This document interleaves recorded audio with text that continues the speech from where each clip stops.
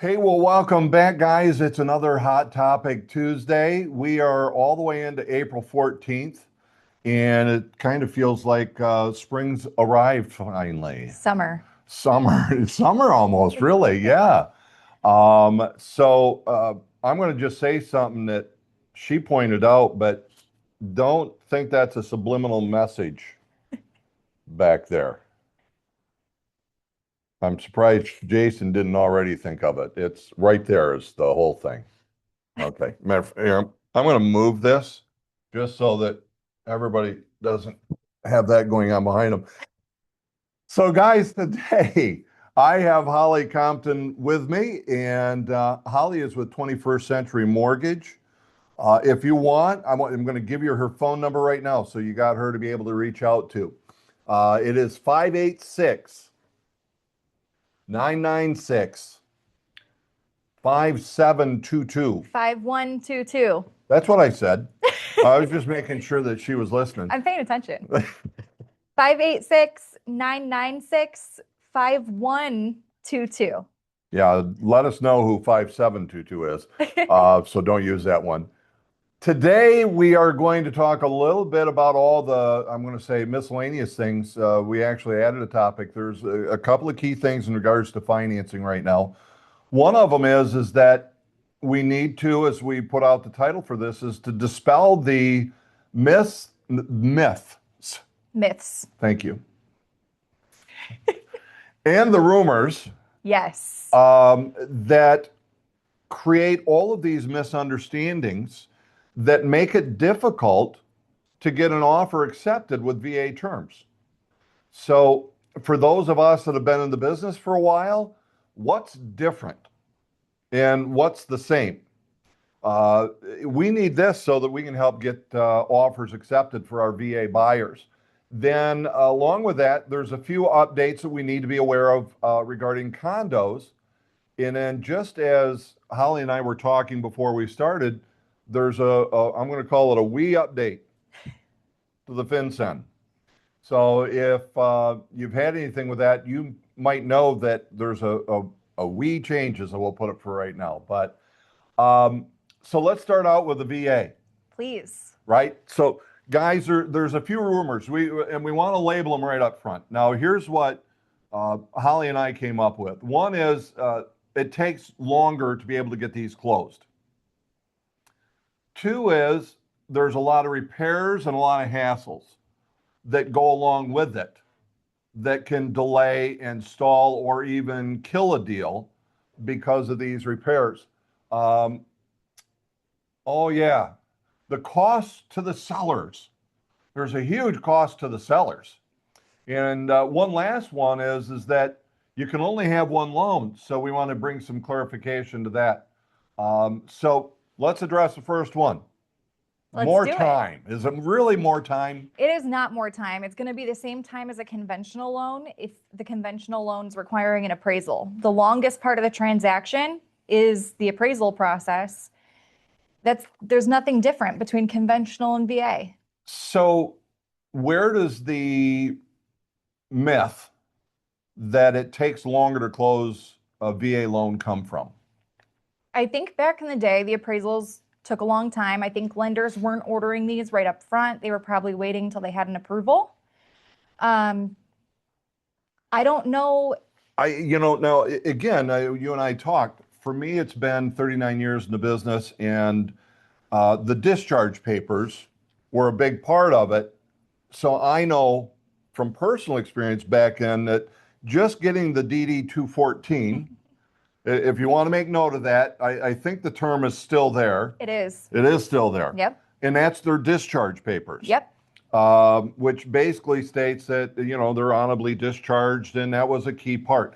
Is the DD 214 still a part of the qualifying or the certificate of eligibility still? So the certificate of eligibility is what we pull.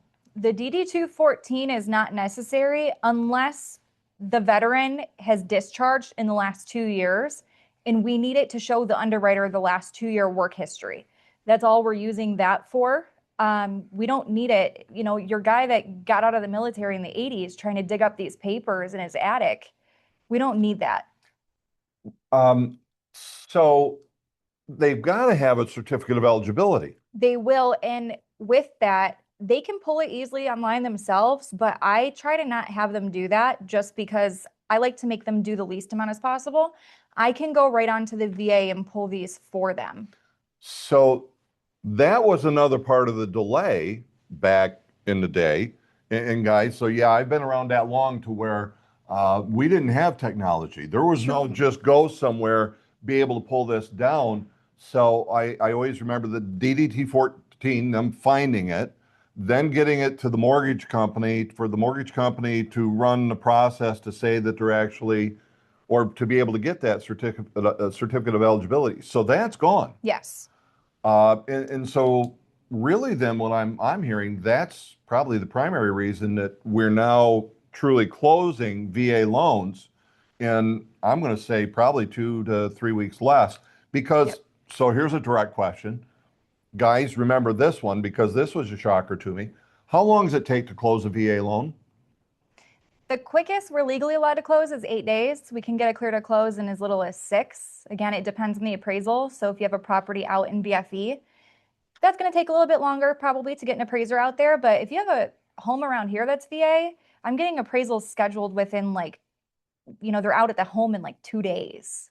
So a lot of it is on the buyer, whether or not they'll allow you to order the appraisal right away or if they're waiting for an inspection to get done. Yep.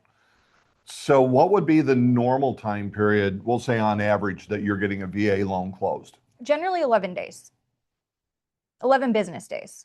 I'm just looking at the faces because that's far from normal. Guys, you did hear 11 days to really from the point where we'll call it take application, order the appraisal. Yep. To where we're clear to close. Yes. 11 days. Yep. So it's far less than what it ever used to be. Now, let then take a look at the hassles that go along with it because there's so many repairs. And after all, we got that VA addendum that even addresses it. Yes. So let's dispel that part of it. So a lot of people still think that VA appraisals are very similar to FHA. That's not the case. Even though they're both government entities, VA appraisals are identical to conventional appraisals. So if something's going to get called out on a conventional appraisal, it's likely to get called out on VA. But you're not going to see the nitpicking that you do on FHA with VA appraisals. So I remember, again, I hate to keep doing this, but now it does make me look. But for those of us who have been in for a while, it was the same thing. And I can go back to where it was like, leave that undone so that the appraiser has something to be able to put down that must be repaired. It was that bad. It was like they went looking for something that they could state had to be done as a repair. And I know personally that doesn't appear to be the issue.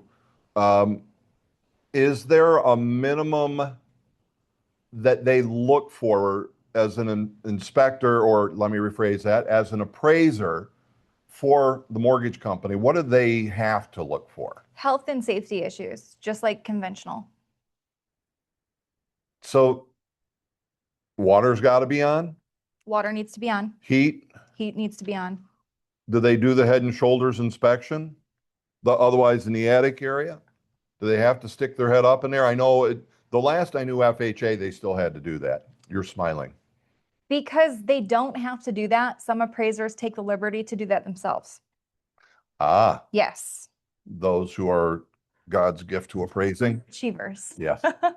Let me make sure I'm doing my job to the fullest extent. Yes. So you said it. You need to share that story you did.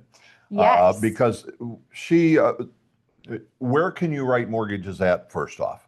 Michigan and Indiana, and we have 24 other states all over. Okay. So there's lots of questions, a lot of experience, and a lot of knowledge here. I want to make sure that you know that about Holley. But share with us about the one where you were down in Indiana and this VA buyer who was about to be shot down. I had a VA buyer who fell in love with this property. He's a truck driver and he needed some property to be able to store his truck that he drives without paying the high rent that he was paying to store it previously. So he found the perfect property and needed some TLC. It really needed some updating. The listing agent didn't want to accept their offer because it was VA. And I got really fired up. I'm very weirdly passionate about VA loans. So I will always pick up the phone. The second I heard from the buyer's agent that the listing agent didn't want to accept this offer, I immediately hung up with her and called the listing agent. And I asked, what is it about this property that makes you not want to accept our veterans offer? Somebody who was willing to risk laying down their life for us. Why are they good enough for that, but not good enough to purchase this property? And her response, she got very disarmed and she said, well, the only thing I'm concerned about is we did have a tornado that came through the area and it took off the back half of the barn. Okay, well, that's a pretty good reason to not want to accept a VA offer, and you didn't put that anywhere online. So I was like, okay, well, I'll tell you what, if it's a problem on a conventional loan, it's going to be a problem on a VA loan. And if it's a problem on a VA loan, it's going to be a problem on your conventional. So why don't we do this? Why don't you take a shot? Let's get the appraisal ordered right away. It'll be in very quickly, and then we can decide what we need to do from there. Do we need to tear the barn down? Do we need to figure something out to replace it? And she accepted his offer. We got the appraisal back. Appraisal was marked as is, no repairs required, at value. So Marietta, yes, that was my face when I saw that appraisal come in too. So really, I hate to say this, but a lot of it does come down to the appraiser. If they want to be, like you said, an overachiever and call things out, that's what they're going to do. And they're going to do it no matter the loan type. You actually used the term, which I use, luck of the draw. Yeah. There's still always a bit of luck as to who the appraiser is that gets assigned to this appraisal. Yes. Now, I've heard, haven't had to do anything with it, but if there is a disagreement with the appraisal, is it true? Here's a good rumor, if it's good, that it's easier to have it reconsidered on a VA? It is. It is. That is not a rumor. That's true. It's a great myth. VA holds their appraisers to higher standards. So they have an official process too for when appraisals come in too low, which I am going to knock on some wood because I haven't had this happen personally. One person at my company has in the last 3 years, and where the appraisal comes in too low and they call tidewater on the property. These are easy things to overcome though, when your lender knows what they're doing. Interesting. Yep. Let's see, what's our next one? So that kind of addresses the repairs and, as you put it, safety and livability. Health and safety. Health and Hold on a safety. second. I have a question. So that's a key part that we have to pay attention to. As we're looking at a property with a VA buyer, we have to know, is this a property that has the potential? And it may have potential even though there would be potential repairs. Yep. But we go in knowing that and address them easily and run it in that direction. So then let's go to the next one, that there's exorbitant cost to the seller. The only time Before you go forward, I have a question. Oh, go ahead, Lydia. So Holly, you said that it depends on if the lender knows what they're doing. Can you say more?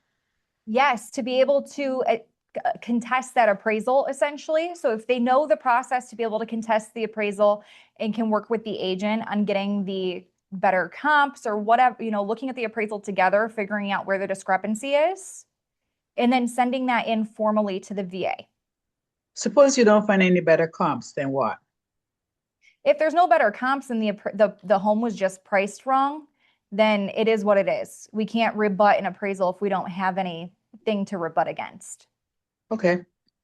I just saw you had like a magic rabbit or something like that you were going to pull out. That is my magic rabbit, knowing VA's process. But Okay. yeah, unfortunately, if I had a value magic rabbit, that'd be great. And Larry, actually, I want to go back because he typed something in here. Unless Larry, you just popped on, you want to bring that? I think it's an interesting point. Can you hear me? Sure, got you, buddy. Okay. What I found out through the problem I had is that I don't know if it's so much VA as it was with Navy Federal that created the problem and misled the veteran on the VA on the appraisal. He didn't agree with it, so they have a secondary avenue to go through. And the problem was is that it could take anywhere from 3 to 21 business days. And so that really created a problem that he thought he had an out.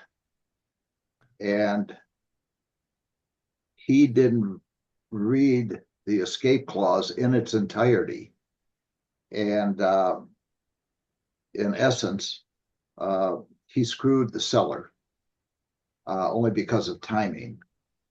But part of it, again, I'll go back to part of the problem is the mortgage company that's handling the VA. The people at Navy Federal just was not versed on what was right and what wasn't right.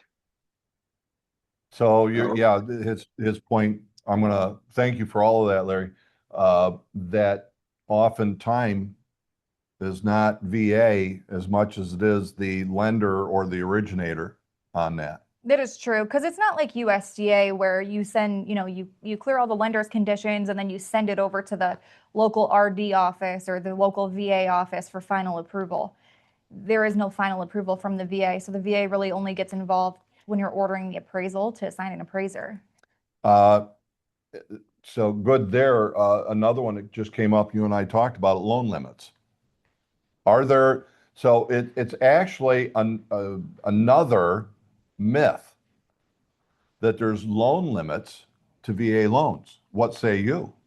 I say I can do a loan up to $4 million anywhere in the country as long as the buyer is able to make that mortgage payment, and VA will not require any down payment at all.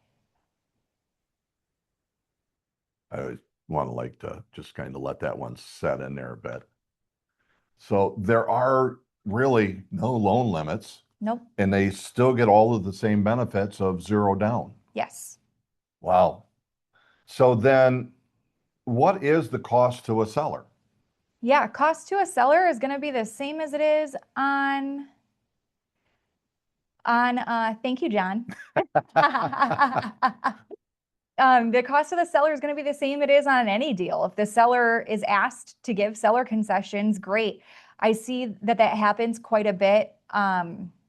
For the VA buyers who don't have any money in their bank account for closing costs, that could be the situation if you're getting asked to cover those costs. But there aren't costs per the VA that the buyer can't pay for on the transactions that we do. We don't charge weird out-of-the-box fees that are unallowable for veterans. So as long as the veteran has the money for closing costs, it shouldn't be any cost to the seller. So there's not even a nominal $175 fee. No. Yeah. I got to tell you, there's many changes to where the government really is taking care of those who have given to the country. Here's another good one. I want to take a vote on this. Who in here thinks that VA loans require you to escrow your taxes and insurance? There's a definite no. You're right, Jalen. It's definitely coming around to that, buddy. So I will tell you, I did not know whether or not it's required, but I'm going to guess it's not, is it? It's not. Most lenders do require it. We have a lender who does not require it. Not that I'm going to say I push veterans to not escrow. Okay, I do not do that. But it does come in handy in certain situations. Like I was working very closely with a builder in Indiana. And as you guys know, new build properties, taxes are just through the roof because they haven't been assessed yet. So the lenders collect well above what the veteran would actually be paying for taxes to make sure they don't have a shortage. So for that, in Indiana, with this company, what we were doing with all the new builds is we would explain around, based off the millage rate, what the taxes should be as long as they file their homestead exemption, and make sure that they're putting that money aside to pay those taxes still, but not forcing the veteran to pay this mortgage payment that's hundreds of dollars more expensive, and being able to keep the extra money in their bank account for needed repairs or anything that they need. So that is very helpful for new construction homes if you have a veteran who is obviously financially capable of still taking that money and putting it aside to make sure we don't put them in a bad situation. All right. So how about the aspect, again, and I'm going back 39 years, when we had interest rates, I started with, they were 9 to 13%. Yep. So I know what high interest rates are. One of the ways that we were able to get homes sold was to find, we'll use our topic today, VA loans that were assumable. Okay? Why? Because those interest rates were around 6 and 7 at the time period. So somebody could assume that, keep that rate, but then get a mortgage for the remaining amount, a second loan. But there was an issue to that. Yes. And I'm so glad you brought this up because I get calls about this every single week. An assumable loan isn't just transferring a current mortgage payment and a current loan into the new buyer's name. This is not done through a mortgage lender, but I get asked about it so much, I dug in and I found that what you have to do as the buyer or the seller is give the buyer your mortgage servicer's contact information. The buyer goes to that mortgage servicer, and that's who they do the assumption with. It takes anywhere from 45 to 120 days. It's extremely long, but the key part that people aren't aware of is that veteran's eligibility from their certificate of eligibility is tied up in that house even after the assumption takes place. So there's veterans out there who aren't aware that they don't get their entitlement back until that loan is paid off from the new buyer. So if I have, and guys, all of this is not going to make complete sense, but let's say I have 500,000 in eligibility. 250 was on that I allowed somebody to assume. Mm-hmm. Then what you're saying is that I would still be able to get a VA loan, but I've only got 250,000 left over under my benefits. Yes. Does that make sense, everybody? I hope so. It's really when you need to know this part of it is when you're working with a seller who's considering to allow somebody to assume that loan. They may not want to do that if they're planning to purchase another home using their VA benefits. That portion of it will still be tied up. Yes. But that brings us to the next thing, too, where you can have more than one VA loan at a time. Marietta, I love your faces. Thank you. You're making me so excited. I get excited about this, too. So to Darwin's point, if somebody does have the ability to do a loan assumption and that works for them, that's fantastic. And it will make the home more saleable. Absolutely. But the key is making sure that your seller has been in contact with a mortgage lender to run their scenario with how much eligibility is currently tied up, how much they'll have remaining, and then be able to calculate how much of a new home they can purchase without a down payment, or what that down payment would be depending on that entitlement amount they have left. But they can have multiple VA homes. So we see this a lot with, maybe we have somebody currently in the Navy over in San Diego. Now they purchased a home over there. They use some of their entitlement. Maybe they used $13,000 of their entitlement. It's on their certificate of eligibility, and these numbers do not correlate in a way that will make sense to a lot of people. So I'm going to skip the weird details that I nerd out about. For their new orders, they have to move to Virginia. they don't have to sell their San Diego house to purchase a new house in VA with VA in Virginia. If they have entitlement remaining, they will still be able to purchase a new home. I've seen people with 3 different homes under their VA entitlement and then rent out that San Diego property. And now you have additional income coming from there too. So it's interesting because John Goings is he's doing a deal right now with a home where their interest is 4.125. That makes that home more saleable, and I'd pay a couple $1,000s more because I'm going to save a lot of money over the life of that loan, depending upon how long I stay there. Now, this is a good point, so I'm going to ask a question, and then that'll answer or begin to answer the other question. Yes. Can I do a VA loan on a actual condominium? You can. Can you explain that? Because there was a time period where VA was not able to be done on condominiums. VA can be done on condominiums. They follow the Fannie Mae approved condo guidelines. Take us further on that. Well, first I want to back up because there's a question that I saw come up. I don't want to skip to condos quite yet because this was a very great question. I think it's down at the bottom. If the veteran is disabled? Yes, if the veteran is disabled. Most counties offer them discounted property taxes and even zero property taxes depending upon the disability. Fantastic question. Thank you for asking that. So on top of the different tax benefits that they receive, they also, depending on their disability rating, may be exempt from the VA funding fee. The VA funding fee is an additional 3.3 to 3.6% of their loan amount that gets tacked on top of their loan amount. So if they're borrowing $200,000 for the house, $200,000 times 3.3 or 3.6, depending, percent is actually their loan balance. Yep, but when they're exempt from the funding fee, their loan amount would just be the $200,000. So it's important that we work with an originator and processor who knows that. Yes.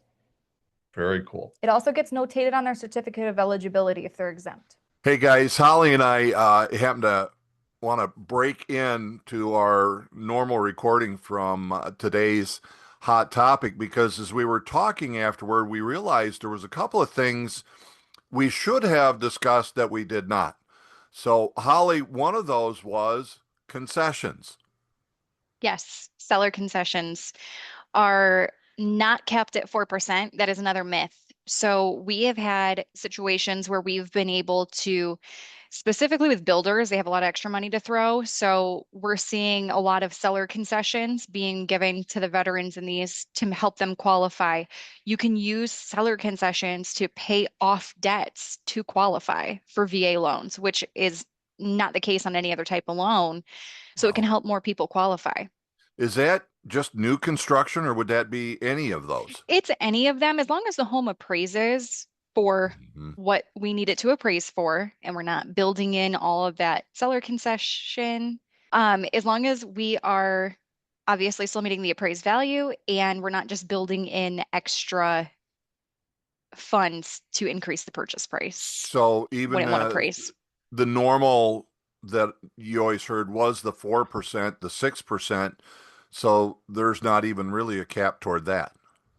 Correct. There is not a cap towards it if we're using a portion to pay down debts and if they're using a portion to buy the interest rate down. There is no limit on what can be used to buy the interest rate down.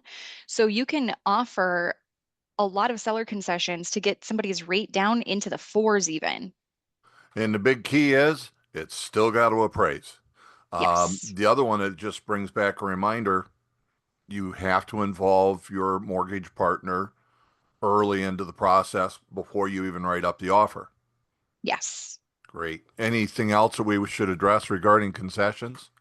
Nothing else for concessions. Well, all right. Well, here's the second one, guys, that Holley and I realized, and it was, we didn't talk about it, but a pest inspection.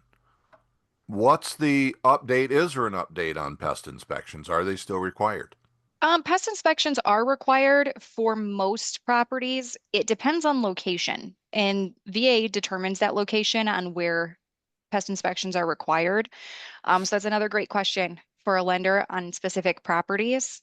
If it's a new construction, you can opt, instead of having a pest inspection, you can opt to fill out a form saying that the wood was treated for pests. So that can be filled out from the builder, and we wouldn't need a pest inspection on that situation. And if there is one, that is a requirement to be paid by the seller? No, pest inspections can be paid by the buyer. Wow. Again, another change. Yep. The things that we didn't know. Well, anything else that you came up with that we think we should add to them? I think that covers it. All right. Well, we'll kick them back in and we'll get them going on the rest of yesterday's recording. Thanks again, Holly. Thank you. So let's then, we got all that one out of the way? Yes, I get excited about VA. Sorry. Taking care of them, take care of them. So the actual question Lydia asked, if VA loans are processed like conventional loans, how can we get condos to accept VA loans? That's a fantastic question. Did Darwin pay you to ask that question? I was almost like I set her up for that, but no. I don't know. So VA will have an approved condo list as well. We follow Fannie Mae guidelines. VA follows Fannie Mae guidelines on it. So a lot of the condo updates that we're about to talk about are going to apply for this as well. And the thing is too is, condo guidelines may be tightening from Fannie Mae and Freddie Mac on the conventional loans, but it's a matter of time till FHA starts doing the same, really. So what we really need to do, guys, is simply this. When we know we're working with a VA buyer, almost before you ever sit down with them on a buyer interview, you need to talk to somebody who knows what they're actually doing with it. Yeah. Let them guide you as to what you can and cannot do. Fair enough? Do we have any other questions around the, let's see, buyer works for Salvation, works for Old Navy. Okay, I have a buyer who works for the Salvation Army and another one who works for Old Navy. Are they eligible for VA loans? If they have a job, they are eligible. Depends on the job history. If you want, I'm more than happy. If you want to send, give me a text or something, we can set up, you can email me. I can go through it. I have helped people that work at Taco Bell for 14 hours a week buy a home on a VA loan. Yeah, so Jason, you smart aleck. It has nothing to do with the Salvation Army. You almost had her in detail with that, but she found a way around it. Is there a rapid condo VA approval process similar to FHA? There is not. Great question. And let's see, let me just check my notes to make sure that we actually did, we got all that, yeah. However, I have gotten condos VA approved pretty quickly. They do a very good job of seeing what is missing to actually have the condo project approved. So I can communicate with the regional VA loan center and figure out what's missing, see if I can get that from the HOA and get that condo approved. I've had that done in 2 weeks before, but it's because the VA loan center already had most of what they needed. So it'll be on a case-by-case basis. If they don't have anything, it could probably take about 60 days, which is what they usually quote. So I'm let's really shift curious gears about and, this. whoops, go ahead, Lydia. I'm really curious about this because I work with a condo building, and I've never, ever, ever seen a VA loan go through or an FHA loan. So I'm really curious what you can do. Yeah, So absolutely. you're saying I'm that happy there's to a look list at of it. approved. You're saying that there's a list of approved condos. If the condo is not on that list, then you can't do anything, Yes, or can you? correct. Unless we can get them approved. So my first step is always, if they're not on the list, why aren't they on the list? Is it Because they did nobody not have has, their FHA certification, they did not go back through that process again. So is that the same thing that would be the VA? it follows the Fannie Mae. Is it a warrantable condominium complex that they're still looking for? That was the old term. Yeah. I think the key would be this, you can still, maybe not the complex, but could you get an individual Single unit? unit approval, that's only on FHA. Okay, So you don't do it- individuals then? well, you can, Or you can with but the VA? FHA. Yes. So what would you have to, well, maybe I should call you afterward. You can call me after. I mean, Okay. we'll need all the insurance documents, we'll need the condo questionnaire, all the normal documents to get someone Fannie Mae approved is what we'll require for VA. And let's do this. Let's shift, and then so hold for questions for a bit here. Recently, and I will tell you truthfully, all I know is there were changes, and I knew you and I were going to get together and talk about it, so I didn't look into it. So we're the key to this is that in Michigan we have developed land where they use the condominium laws to develop single-family residential neighborhoods. Yes. So when we talk condos, we're not really talking about those. Is that correct? Correct. So everybody's got to know that there is a separation in regards to those because of the way somebody found a way to use Michigan laws to subdivide land without going through all the hassles of the Subdivision Act. A lot quicker approval, a lot less money to be able to develop land under the condominium laws. So we're talking about attached, stackable, however you want to put it, true condominiums when we're saying there's now these changes. So with that, it's all yours. What's changed? Or what, maybe it's what's changed and what do we need to know? Yeah, a lot of big changes. Basically, to summarize this, I have three things. Complexity is going up. We all hate that, but it is what it is. There's going to be a lot more non-warrantable condos we're going to be seeing in the future. And on the positive note, small condo deals are going to be way easier. Small condos being 1 to 10 units. Before it was 1 to 4 units. So they actually did us a favor and opened that up a little bit to where if you have a condo association, as long as they aren't part of a larger association, it's just the 10 or less units, very easy. Go through that with flying colors. Anything over 10 units or anything part of a large association, that's where these big changes are going to negatively affect in some areas. So I want to touch on the negatives and then we'll do the positives so we can end on a happy note. There you go. Okay, cool. The limited review condo process is gone. Every condo is going to require a full review. That means I'm going to need a questionnaire on all of them. I'm going to need the full insurance, whole kit and caboodle. Underwriting is going to be digging into these. A lot of these changes take place August 3rd. So anything between now and August 3rd, if you close by then, you're okay.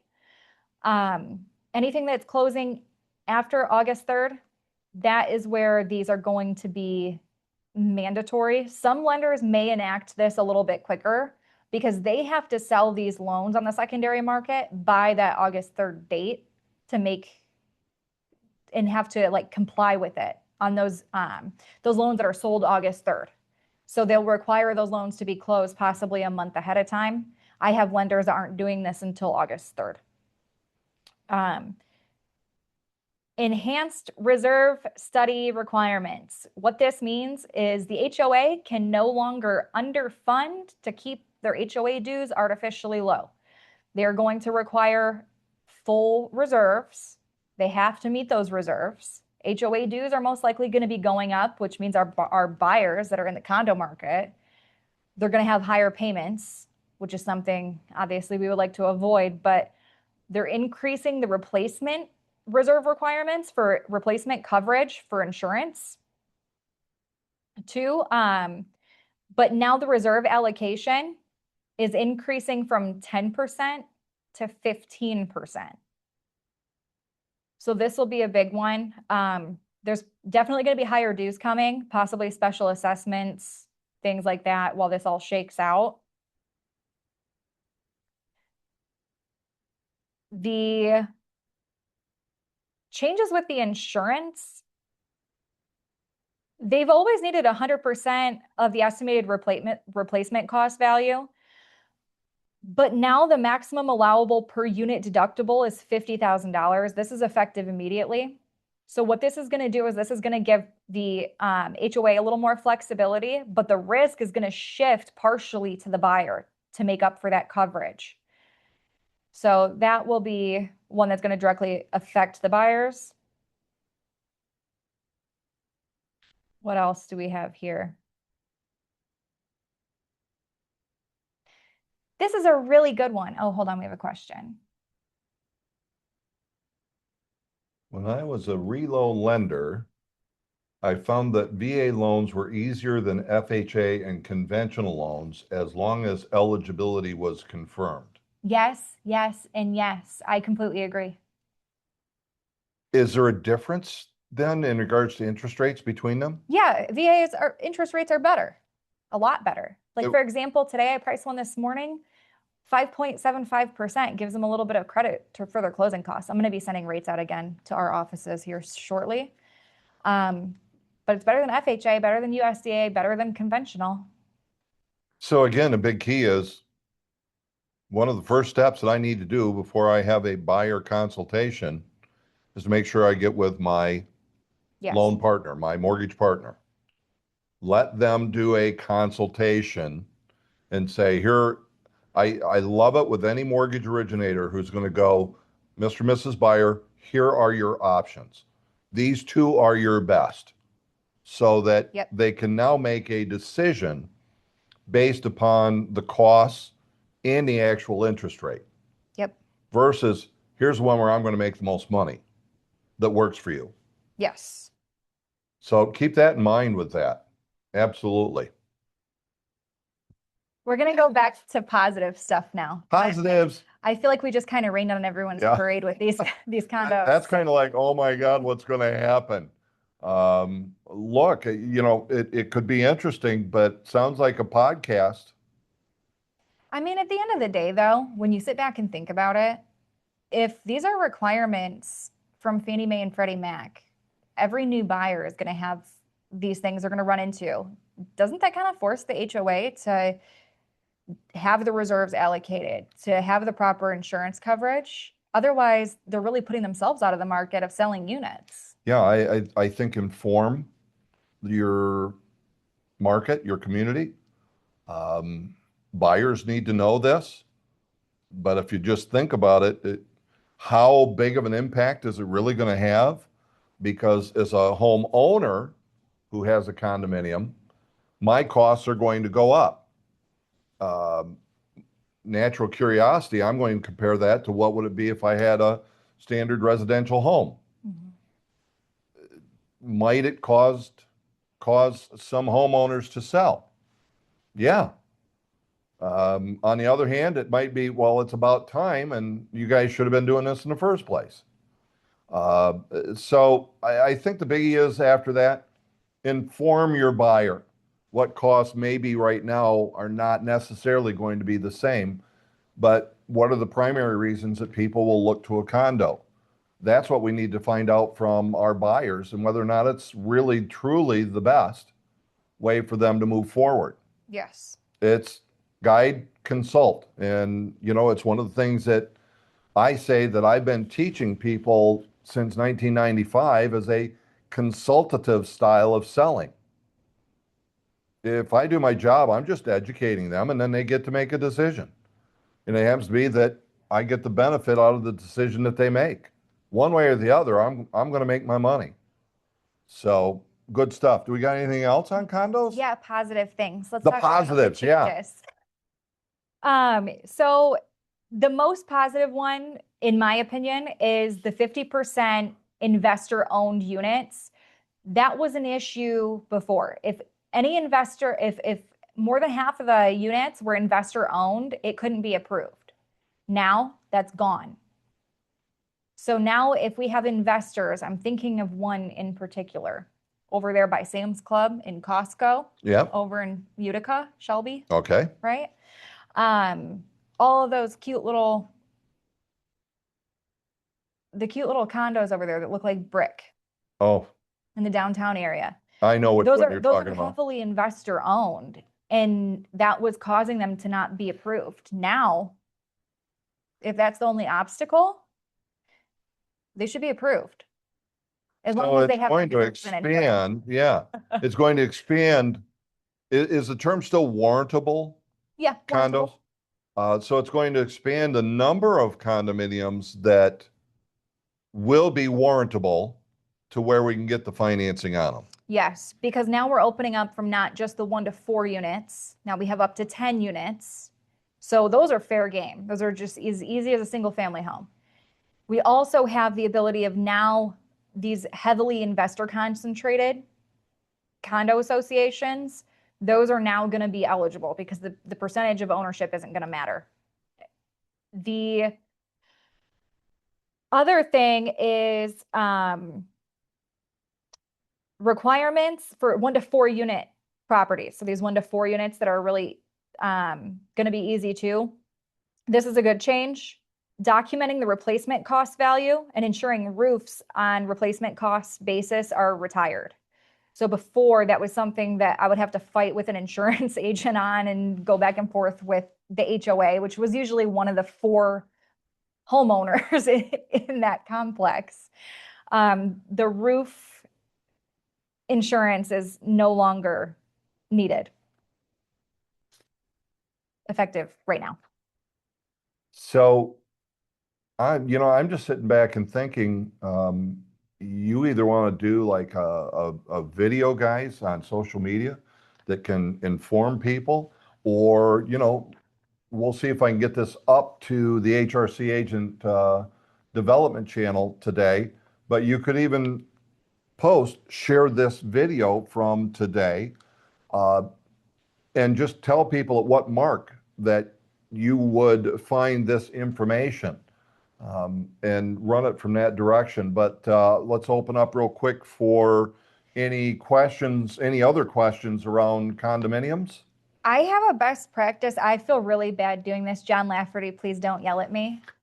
If you are okay and in an area that you can unmute, you have a really good best practice that we learned while we were at a training in regards to condos and specifically HOA dues. If you want to share that with everyone, that could be pretty valuable.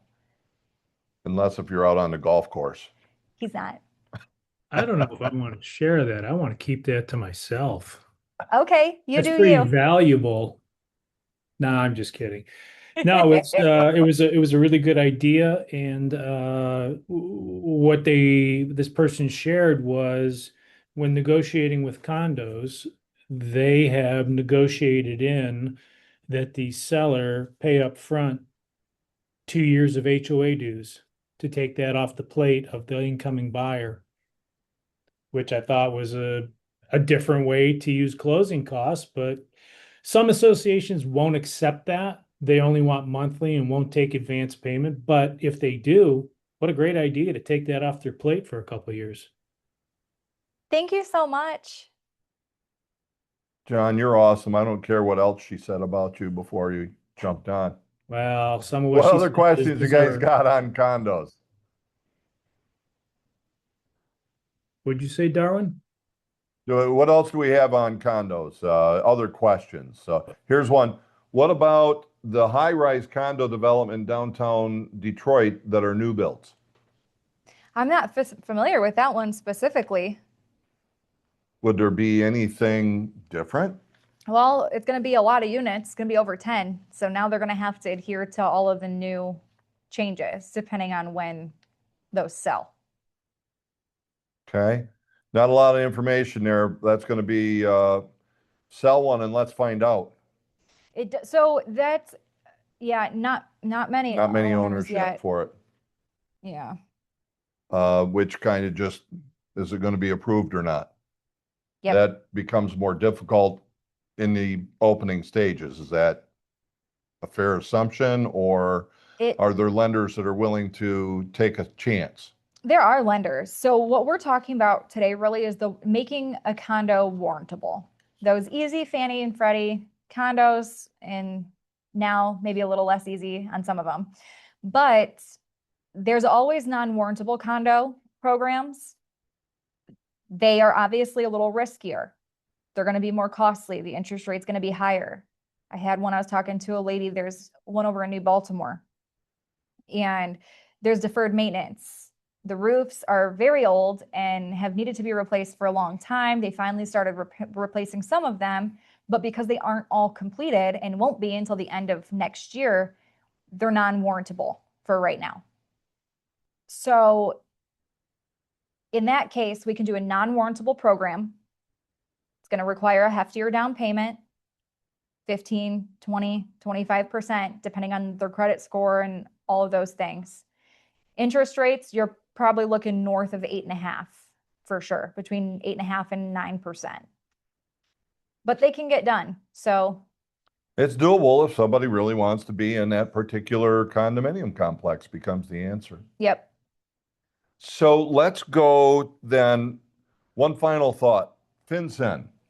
Ah, I think if you've done any deal that normally would have been triggered for FinCEN, they would have seen that nothing's happening right now. What do you got for us on that? don't blow up your title company on the phone. They are not going to be reaching out to you because FinCEN is on hold. There's a lawsuit. Our friends down in East Texas, they decided to sue in regards to this. So the whole thing is on hold right now. So right now, cash deals, treat them like we always have, because very clearly, because of this lawsuit, the courts have said, okay, federal government, you cannot require title companies or any of the other people that would be involved in this to do what you're asking. It's on hold. So if you've had any deal that would have been triggered, you've probably noticed it hasn't been triggered. They're not asking for that information. So we just wanted to make sure that you guys knew that, because again, it kind of dealt with lending. It doesn't deal with lending at all. It really doesn't, but it's because they were trying to get somebody else to do what lending does. And we just didn't realize that's really what FinCEN was all about, and the reason it was cash or non-traditional lending that came out. So, but she saw it and reminded me of it, and I thought, yeah, we've got to talk about that and just let you know. It's on hold for now. We'll update you as it comes along into the future for however long it's on hold. So guys, there were 3 subjects that we actually have covered today. Do you have any other questions?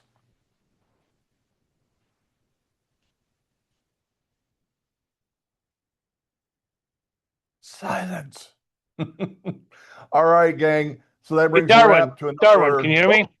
Yep, go ahead, buddy. Just quick question. So when you're talking about the investors and with the condos, are you saying that now there's no limit as to how many investors can purchase condos within a particular complex? Yes. So you could have a complex, say that's got 100 units, and you could have potentially 80 renters in there. Yep. Which we all know. I mean, personally experience, the renters typically don't maintain the property as well as a homeowner. So I'm not sure if that's really a good thing. Just my 2 cents. I think the big part of it that Fannie and Freddie are looking at when they make these decisions is, before they didn't want the concentration to be higher than 50% because of, I'm assuming, the budget, the reserves, because if these renters aren't making their payments, all of a sudden that budget dwindles down. So And I thought think 50% was high. I thought that it used to be like 20% were only allowed to be non-owner occupied, but I was surprised it was actually as high as 50%. Yeah. I mean, maybe they did that because they know that now with them requiring those hefty reserve requirements and everything, maybe that makes them feel better. They also, here's the thing too, the servicers for these loans, they must annually confirm new and renewal property insurance policy requirements are being met. So this isn't just a here one time we're going to review this, and then a few years down the road we're going to review it again. They're going to check with that condo every single year to make sure Gotcha. that they're holding up their end of the bargain. So maybe that's why they were able to open it. I got it. Yeah, Okay. because I just got to think that they're really protecting themselves. So if they're opening it up, they're doing other actions to be able to protect. And guys, for when I say that, when somebody has to be foreclosed upon, Yeah, I that guess just me as a homeowner would, I don't know, I guess that wouldn't make me happy, but that's all. I just kind of wanted clarification on what that meant, basically. yeah, I think there's going to be the pluses and the minuses to it Definitely. Yeah, yeah. for all Okay. parties. Yeah. All Good right. Thanks point. for the clarification. Do they verify delinquent HOA percent of owners when it's higher non-owner occupancy? They are going to be verifying the delinquent HOA on every single one of them because now they're all having a full review and it's part of that full review condo questionnaire. Fantastic question again. Jeez, that was John Lafferty again. I know, he's just really showing up today, huh? He's amazing. Jason, my number again for you, if you're ready. Thumbs up. I don't see a thumbs up. I see a head shaking, but thank you. It's 586-996-5122. One more time, just in case. 21st Century Mortgage, Holley, Compton, 586. 996-5122. Yes, we did it in my condo since. Yeah. All right, gang. Hey, I appreciate you all. Thanks for hanging out with us. Guys. Wonderful job. All the information you brought. It's nice to have an expert who has it all. So, guys, we all know what to do. That's how I end everything. Go talk to people. Otherwise, this means nothing. And if you have questions, especially one-offs, let me know. I'm a weird mortgage nerd and I'm happy to talk anytime. All right, guys. Have a great one.